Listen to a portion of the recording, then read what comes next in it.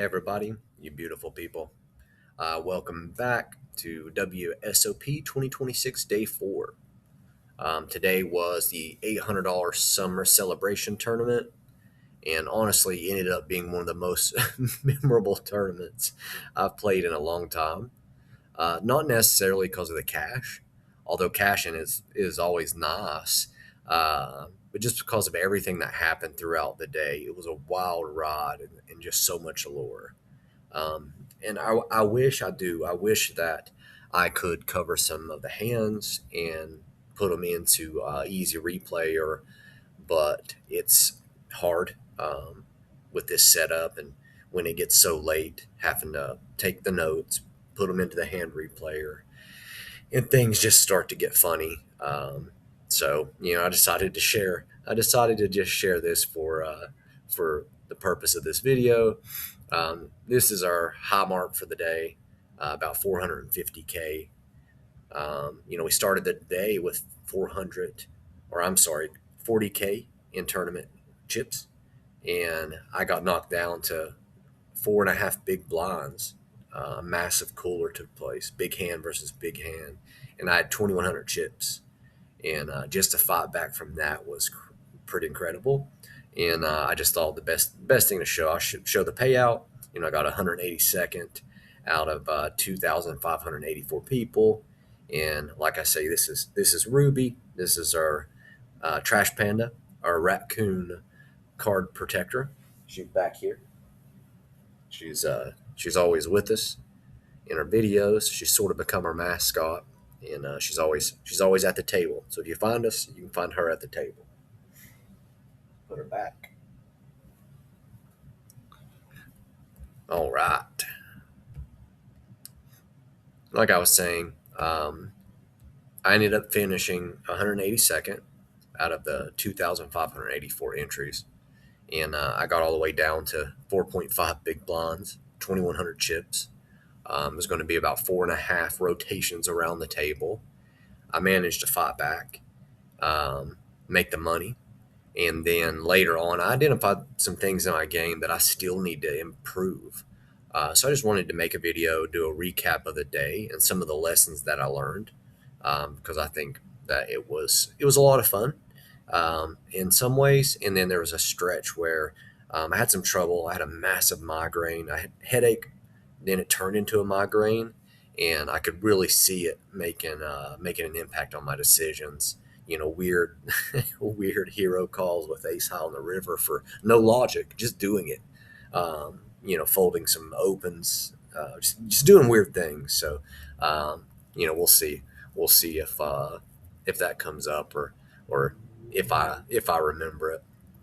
But I would say early in the tournament, coming into this tournament, one thing I've been trying to do throughout the WSOP trip is just focus more on decision quality and less on results. So if I cash, great. If I make a deep run, even better. If I won, awesome. But I just want to focus on the decision, one hand at a time, make the best decision. And as I say, live with it. I can't control the cards, can't control other people's decisions, but I can control my own. And I want to make the best decisions possible. And that, I would say, came into play as I got closer to the money, because old Derek, there'll be situations where, we're 40 off from the money, and just 40 people need to be eliminated. So I'm going to avoid some spots where I could get eliminated, um, even though it's the right decision. And I was able to not worry about the money, not worry about getting the cash, and just play hand at a time, make the right decisions. So one thing that's helped me, and I think I've mentioned this in previous videos, is I've been taking notes throughout the day while I sit at the table. I've been working on hand reading framework that I sort of come up with. I've been paying attention to stack sizes more, player tendencies, ranges, and trying to become more intentional with my decision making. And that seems to be paying off. Early in the tournament, I felt pretty good. Nothing, too crazy happened. I wasn't running over the table. I wasn't getting smashed. I was just playing solid poker, taking notes, gathering information, and just trying to stay disciplined. And one of the things I'll say is when I sat down, there was just three of us, so we had to wait a little bit for more people to show up, and then we played a little while six-handed, so that sort of adjusted things. Used to be in a nine-handed table, so when there's six players there, you have to make some adjustments because there's less players at the table. So we're just kind of cruising along, picking up some pots here and there, and I would say luckily um, we were the covering stack when the cooler happened, and that's a blessing because it left us with some chips left and a chip and a chair. Right? It's never over. It's never over as long as you're still in the tournament. So it's fun. It's funny too because you never like to lose a big hand, but for me, I mean, I don't like it, but when it's a nice person, when you've been talking to them and they just seem really nice, you can feel a little. It still sucks, but you feel a little better because it's a nice person, and then they feel bad because if they think you're a nice person, it's like, man, I'd rather have done that to someone else. And sometimes the benefit to that is just you may get more information, and not that it's relevant, but the player in this particular hand that called me um, is actually a really, really good player. He's made a deep run in the main and won a major WPT. Um, so I think he's definitely a solid player.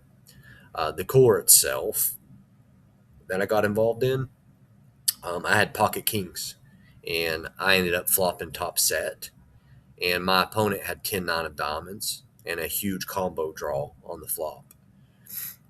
We got to the river, and unfortunately, his draw got there, and just like that, I was left with 2,100 chips.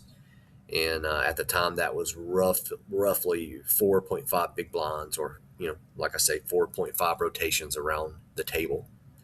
Um, Nobody enjoys getting colored, but looking back, I don't think there's much I would change. And what's cool, I think, in the hand that doesn't always happen is because me and my opponent had so much rapport prior to this hand. We even talked about the hand afterwards, and just several points where it looked like the chips were going to go in regardless. And sometimes that's poker. The hand just plays itself because he had mentioned he thought about getting more aggressive on the flop, the first three cards that come out. He had talked about getting more aggressive possibly on the turn. So just with the hand itself, the money was going in. Probably not pre-flop. Like I said, I had pocket kings. He had 10-9 of diamonds. I'm in the cutoff, so I'm acting sort of late, not last, but later. And he's like under the gun +2, so like second to act. And he raises with 10-9 of diamonds. I three bet with my kings. He calls, and the flop comes. Um, king jack 8, two diamonds, and it's just off to the races from there. So yeah, the money is not necessarily getting all in pre-flop, but it could have got in on the river. It could have got in on the turn. It's not, sorry, it's not necessarily going to get in pre-flop, but it could have got in on the flop. It could have got in on the turn, and it got in on the river. And you know that was that. That's poker. So yeah, that knocked us down, and it sucked. But I think sometimes you can get cooler, and you're looking down, and you have four bigs or whatever, and you have a re-entry because I'd planned to play two bullets, two entries, and I only fired one bullet, only entered once, and my mindset in the past and sometimes in tournaments is like, okay, man, get me out of here. Let me get rid of these 2,100 chips so I can go, pay another whatever the entry fee is, and that way I can get starting stack back to 40K. But I think one thing I'm proud of is I didn't mentally check out, and I just wanted to see, like, okay, we only have 4.5 bigs. Let's make the right decisions. And either this isn't going to last long, or we can run it up. So, but either way, we can work on some short stack play in this situation. And I think, I just kept looking for good spots, and I ended up doubling up. And the universe has an ironic way of working, because the hand I doubled up with was 10-9 suited, the same hand, 10-9. I think it was even 10-9 of diamonds, um, that the guy had that coolered me. And I can't remember. I'd have to read my notes, but it was folded to me, and I had like 10-9 of diamonds on the button with the blinds stacked behind me, and with four bigs. That's a jam all day. And then I doubled again. I want to say, ace X off. Um, and then I doubled again with because I think I'd gotten to like 10 bigs, a little over, and then card dead, no spots, and kind of grinded down to about like 5 bigs, and so up a little bit, and then back down to 5 bigs. Found another good spot to get all in, and I doubled up, and then I found another good spot. I think I won a race. Um, I think I was like ace king versus sixes or something, and I picked up chips. And before before I knew it, I was actually back in the tournament. I had above starting stack, and the whole table was just kind of joking, like, man, uh, should have had him covered. Got rid of this guy over here. And I was joking, saying I might not even play poker. I might just shove. Like I might not need to actually try to play and just go all in. When appropriate. But obviously I was joking. So, um, and I think one of the things I noticed reviewing my notes afterwards is that my short stack decisions felt pretty solid. The shove spots were pretty straightforward, and I felt comfortable navigating those situations. Um, some of them could be close, um, but they didn't feel close to me. They felt obvious, like 10-9 off on the button, or ace three from the hijack, like just certain spots where uncertainty can come in. But my short stack play is really good. I think I'm really good short stack, and I'm really good deep stack, but I seem to be not as good middling stack. So if I have little chips, I'm really good at the right shoves and all ins. And if I have a lot of chips, I'm really good at being able to play. But if I'm in a kind of a middle chip zone, say 25 bigs, 30 bigs, 25, 30 rotations around the table, I seem to be more uncomfortable. And that's the biggest leak I've identified.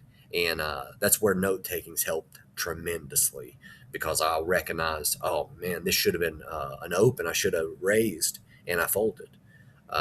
Or this shouldn't have been an open, and I did. I raised and should have folded, pre-flop. So, that's some things that I've been able to really learn from taking the notes, and just making the decisions one hand at a time. And I think that's what's helping me get better. So I'm a better player today than I am when I final tabled um, the WSOP circuit event at Cherokee in May, and I'll be a better player, next week, and I'll be a better player when August rolls around and I'm back at the um, WSOP Cherokee circuit that I play, four times a year.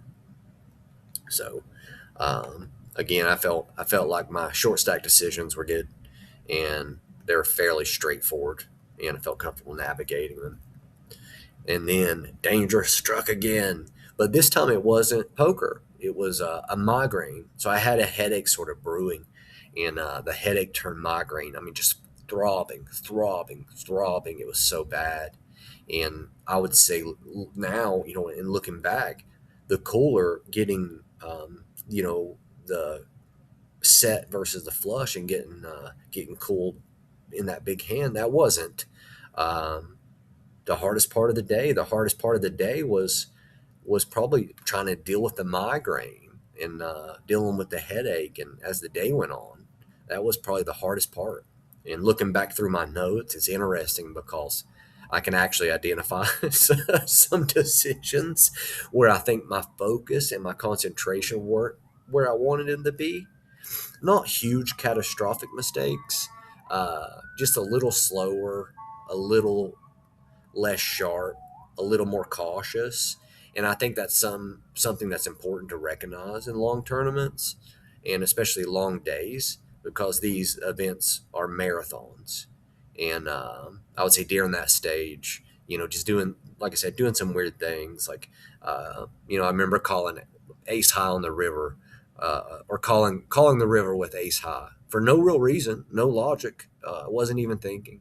I think I might have even folded a pair of pocket tens to a single raise, like just a few silly things where my head's just busting, and I'm just thinking, please God, please get to next break, which happened to be lunch break for 75 minutes, and that helped me get hydrated, take some medicine, and just kind of sit in the dark, and then the headache chilled off. So that really was helpful, and just that was probably the hardest part of the day was navigating that migraine. And it's funny, like I say, looking at the notes, I can see where it started, got worse, and peaked because I'm looking at my notes like, what the hell are you doing?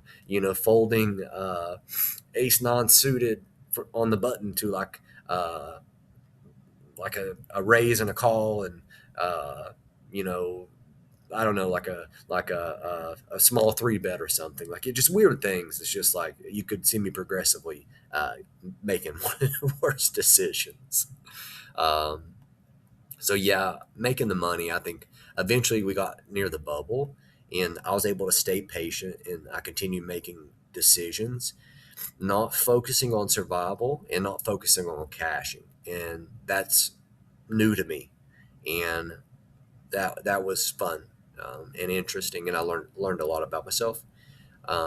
Just continuing to try to make the best decision available, and if I get eliminated, I get eliminated because I remember at some point being 40 players away from the money and having to go all in. And if I get eliminated, I don't cash, but it was the right decision to make, and I didn't get eliminated. So um, I just kept making the best decisions in front of me at the moment and not thinking about the future. Um, so I eventually made the money and I locked up the cash in the summer celebration. And looking back, I'm going to say the biggest lesson, honestly, the biggest lesson from this tournament, it wasn't the cooler, the monster hand versus monster hand. It wasn't the comeback. It wasn't even the cash. The biggest lesson came from reviewing my notes afterwards. And what I discovered is that I feel, like I said, pretty comfortable when I'm short stacked. I think my decisions are pretty sharp and correct, and I don't find myself making mistakes when I'm in a situation that is all in or fold. That's my only two options. I can only go all in or I can fold. I seem to be pretty sharp and studied there. I'm pretty comfortable when I'm deep stacked. Comfortable with my opens, my three bets. Whether it's an open fold, a three bet fold. Um, all these things are available when you're deep stacked. But there's this middle area. Again, roughly 20 to 35 big blinds, or again 20 to 35 rotations around the table, where I think I'm uncomfortable, and I think I'm leaving a lot of money on the table. I'd say that's the biggest thing is I'm leaving a lot of money on the table just being passive. I found several spots in my notes where I'm passing on um, too many profitable opens. Several spots where I was playing too cautiously in that chip stack zone. several spots where I was more focused on protecting my stack than finding profitable opportunities. And identifying that leak alone may actually end up being more valuable than the cash itself, that $1,800, because now I can drill down and not have to study for a while. I don't have to study so broad. I can shrink it and study that zone and become sharper in the middling stack, where honestly, that's where tournament poker lives. That's where tournament poker is played the majority of the time. And that's where it's won or lost. And that's going to really help. So, um, I don't know if I mentioned it. The bust out hand, I had a legitimate shot at, ending the day and making day two, and making a deep run. I don't remember exactly how many chips I had when I got eliminated. We'll say about 400K roughly, and I got it in. It folded to me on, I want to say, the cutoff, or one of the jacks. Could have been hijack, low jack, but middle position. So, several people fold in front of me, and I'm in the middle, and I had pocket nines. And I had about, if I recall, 18 big blinds or 18 rotations around the table. And in that situation, nines, they're too, in my opinion, they're too strong to fold. They're I don't like a call in the situation that I was in, just because to my direct left was the two biggest stacks, and on my direct left was the biggest stack. So had I just called, it could have created some weird stack geometry, and then I'm trying to just play some weird pot with pocket nines, and I may have to fold a lot of flops. And with nines, we know that their greatest value is their showdown value, and they want to see five cards. So in the situation that I was in, and just the way the table was shaped and the chips, it needed to be an all in, and I needed to get folds behind me. And the big stacks folded, and it got around to the big blind, and she just happened to wake up with pocket tens, and she called me with tens, and I can live with that. If you give it to me right now, I'll do it again, because those are the right decision to make. She just happened to have tens in the big blinds. A lot of times, if she calls me there, um, obviously I don't want to see tens, jacks, queens, kings, aces. I don't want to see that. I want to see cards that don't match. Ace, king, king, queen, jack, ten. I don't know, 9-8, which probably that's not calling me, but just probably any Broadway cards, any paint cards, jack 10, queen jack, uh, ace jack, ace 10, ace 9, probably any ace, possibly. But I don't know, for 18 bigs, I'd say the cutoff for her calling range, ace 9 maybe feels a little too weak. Maybe ace 9, and especially suited. So love to see that. But we saw tens, and that's just tournament poker in a nutshell. Sometimes you make the best decision, and it says, "Good job. Here's the exit." So that's what happened. That's how I busted for the night. But had I doubled, then I'd have made day two. I would have had a really good chip stack going into day two, and would have got some rest, and would have felt good about that. So overall, I'm happy with the result. I'm happy with the fight. I'm even more happy with the notes. I know that sounds silly, but it's just like huge. They just became huge. Just the things writing down.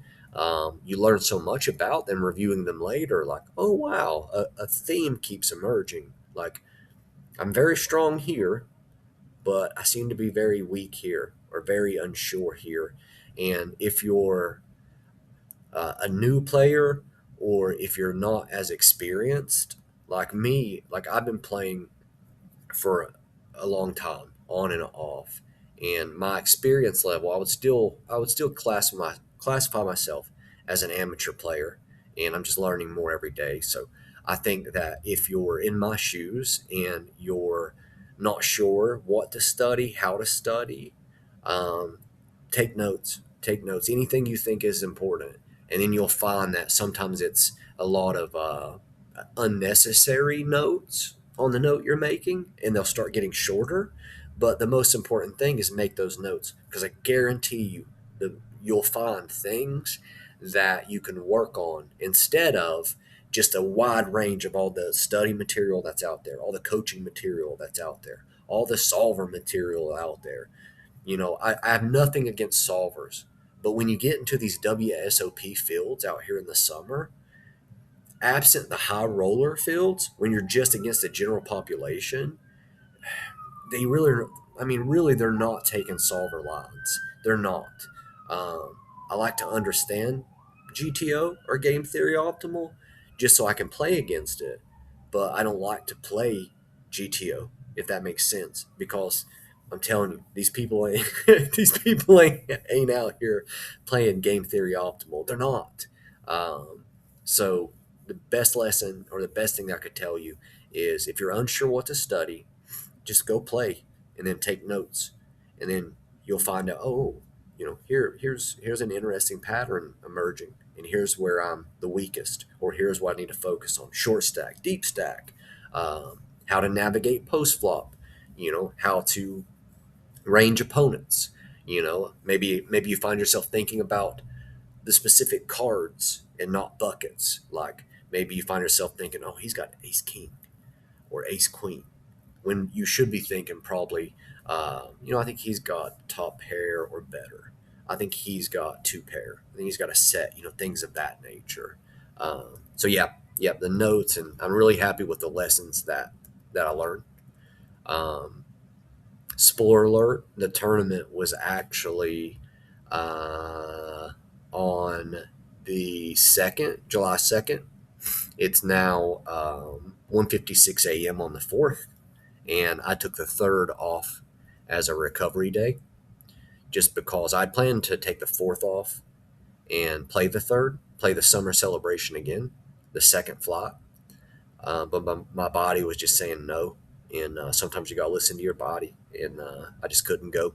So I ended up taking today off, and I'll play tomorrow instead. I'll play the $1,000 tournament, and I think that's just a much better use of uh, of my day off, just swapping them around, just based off how I felt at the end of the day yesterday, and how I felt this morning.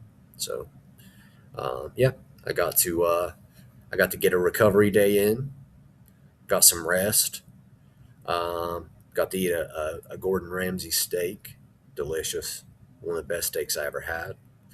I got registered already for the $1,000 event tomorrow, and hopefully we can take what we learned in the summer celebration and apply it there.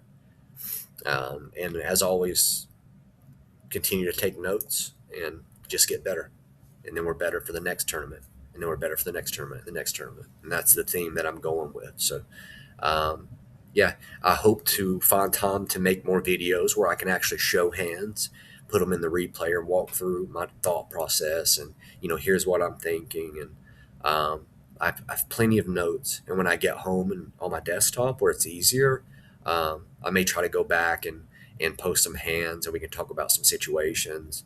Advantages of having like middle set versus top set. Like when you have middle set and the board, say the board's, I don't know, making it up, but the flop comes and it's ace 8 3, and you're sitting there with a set of eights.